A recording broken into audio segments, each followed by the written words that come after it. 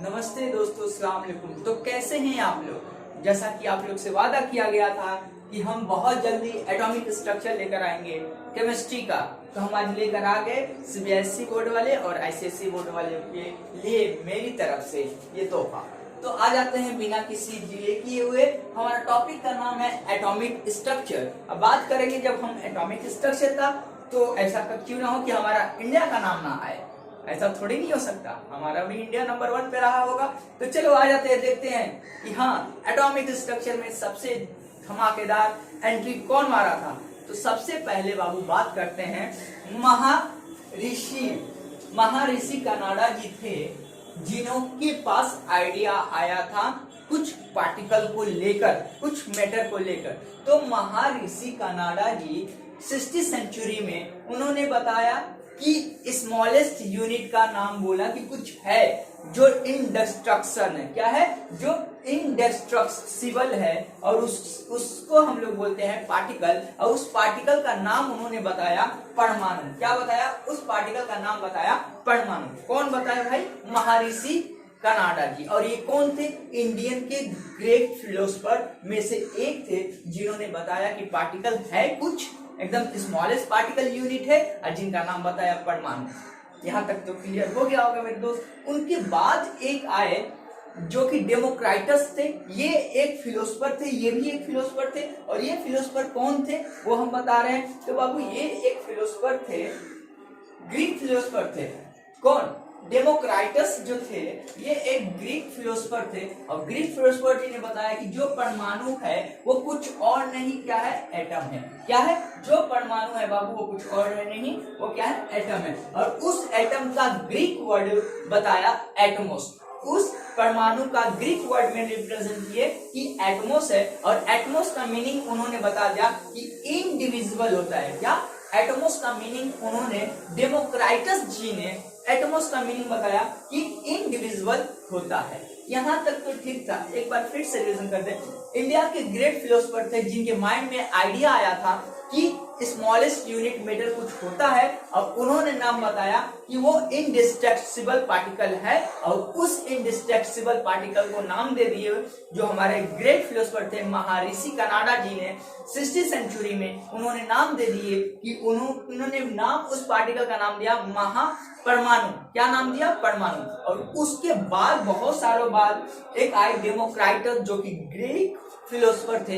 इन्होंने बताया कि जो परमाणु है वो कुछ और नहीं, वो क्या है? एटम है। और एटम का ग्रीक वर्ड एटमोस दिए, और एटमोस का मतलब होता है बाबू इनडिविजिबल। क्या होता है? इनडिविजिबल। उसके बाद एक महान साइंटिस्ट आए, जिनका नाम था जॉन डेल्टन। हाँ, ये बहुत इन्हीं के बेस पे तो हम लोग सारा थ्योरी पढ़ेंगे। ये आए और इनका नाम था जॉन डेल्टन। तो जॉन डेल्टन जी ने कहा, पहला ऐसा साइंटिस्ट थे जिन्होंने बात की थ्योरी के ऊपर। इसके ऊपर जॉन डेल्टन जी ने एक थ्योरी के ऊपर बात की थी बाबू, एक थ्योरी के ऊपर बात की। और ये थ्योरी क्या था वो उसके बारे में हम लोग डिस्कस करेंगे। तो सबसे पहले जॉन डेल्टन जी ने बताया कि जो मैटर है उसके पास क्या कंजिस्ट करता है। तो मैटर कंजिस्ट करता है बाबू वेरी स्मॉल और इनडिविजिबल पार्टिकल होता है, और जिसको हम लोग एटम बोलते हैं। ये कौन बोल रहा है? ये जॉन डेल्टन जी बोल रहे हैं। तो जॉन डेल्टन जी ने पहला अपना पोस्टुलेट दिए, अपना थ्योरी। इनको बेसिकली इनको जॉन डेल्टन थ्योरी भी बोला जाता है, पोस्टुलेट जॉन डेल्टन थ्योरी बोला जाता है।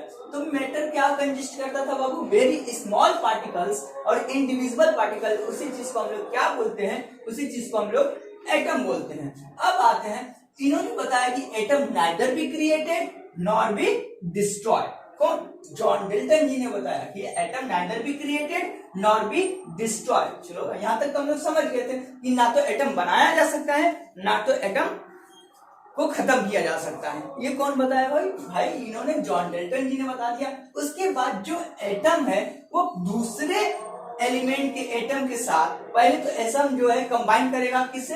दूसरे स्मॉलेस्ट नंबर के साथ, और वो क्या फॉर्म कर देगा? मॉलिक्यूल। जैसे एक ये एटम है, दूसरे एटम के साथ कंबाइन किया, और कंबाइन करके क्या बना दिया? ऐसे दो। तो ये क्या हो गया? ये दो, ये स्मॉलेस्ट एटम था बाबू, एक ये स्मॉलेस्ट एटम है, दोनों कंबाइन हुए, कंबाइन करके क्या बना दिए, मॉलिक्यूल बना दिए। तो यही बताना चाह रहे थे कौन, हमारे जॉन डेल्टन साहब। तो उन्होंने बताया कि जो एटम का एलिमेंट है वो क्या करेगा, अपने जैसा दूसरे एटम के एलिमेंट से कंबाइन करके और क्या फॉर्म कर देगा, मॉलिक्यूल फॉर्म कर देगा। और इन्होंने बताया कि एटम का स्मॉलेस्ट यूनिट मैटर है, जो पार्ट लेता है केमिकल रिएक्शन में।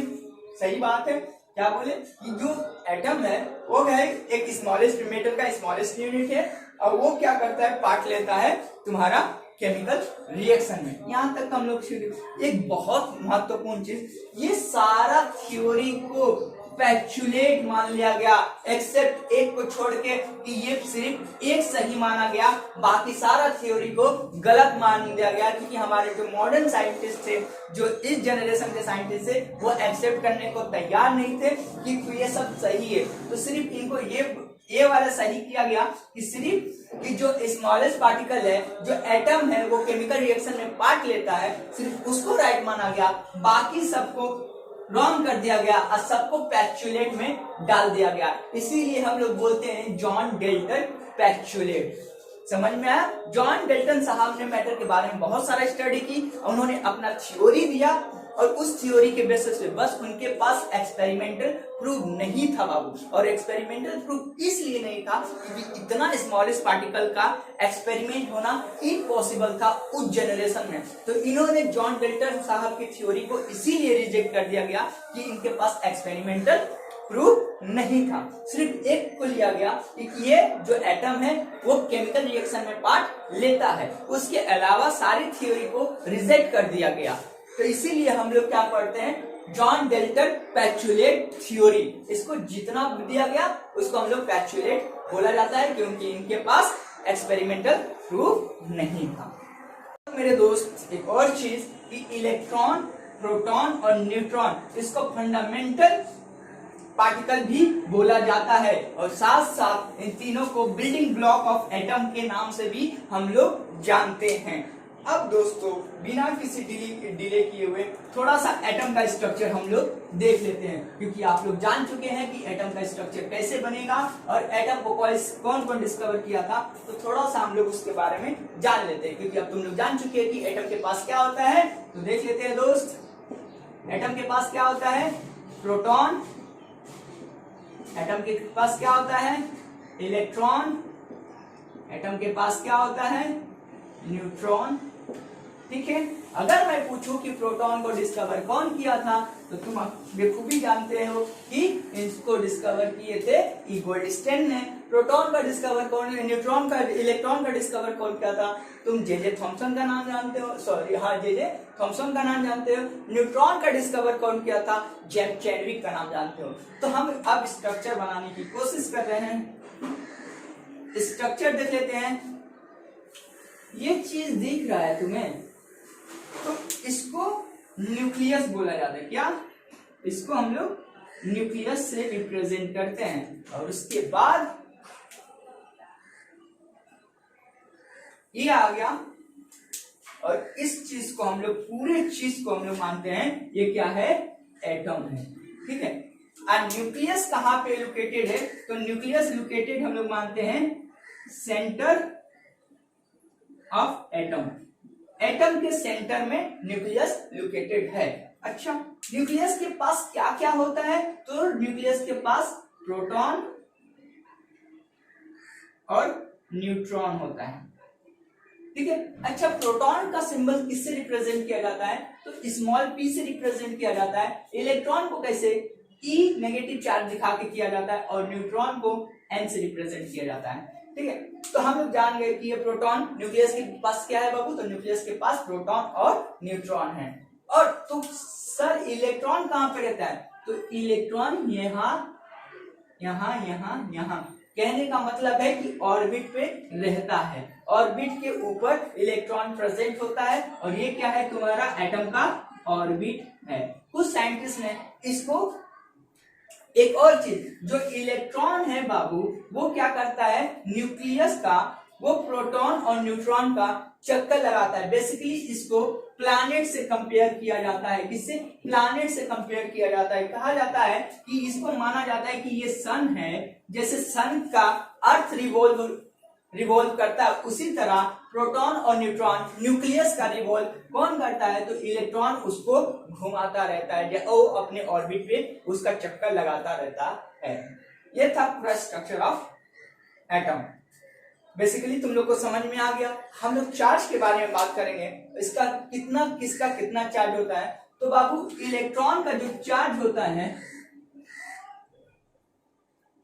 प्रोटॉन का चार्ज होता है 1.6 इंटू 10 का पावर माइनस 19 कूलम। उतना ही सेम चार्ज होता है तुम्हारा इलेक्ट्रॉन का ही 1 इंटू 10 का पावर माइनस 19 कूलम। इसका भी होता है, बस ये नेगेटिव होता है और ये पॉजिटिव चार्ज होता है। प्रोटॉन का पॉजिटिव चार्ज होता है 1.6 इंटू 10 का पावर माइनस 90 कूलम, और उसका इलेक्ट्रॉन का होता है 1.6 इंटू 10 का पावर माइनस 90 कूलम, माइनस में होता है। न्यूट्रॉन का चार्ज 0 होता है बाबू। एक और चीज जो बताने वाला बात है यहाँ पे, अब बहुत ही मजेदार बात है। लेक्चर थोड़ा बड़ा हो रहा है पता है। एक और बात कि हम लोग तो जान गए, मगर एलिमेंट जब हम बात करते हैं, अगर मान लो ये सोडियम है Na, तो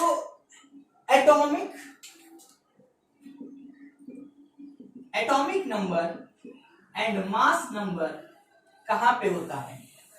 ठीक है, तो बाबू मास नंबर को कैसे रिप्रेजेंट किया जाता है? तो मास नंबर को A से रिप्रेजेंट करता है और एटॉमिक नंबर को Z से रिप्रेजेंट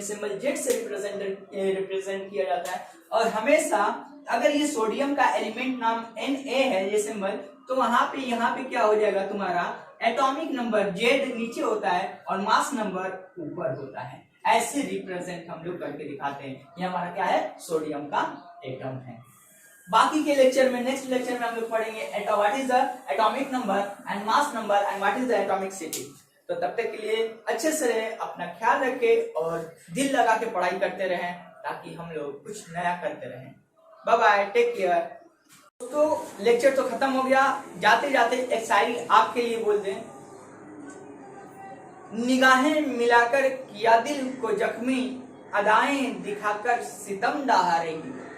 निगाहें मिलाकर किया दिल को जख्मी, अदाएं दिखाकर सितम डहा रही हो। वफाओं का क्या खूब बदला लिया है, वफाओं का क्या खूब बदला लिया है, तड़पता हुआ छोड़ कर जा रही हो। वफाओं का क्या खूब बदला लिया है, तड़पता हुआ छोड़ के जा रही हो।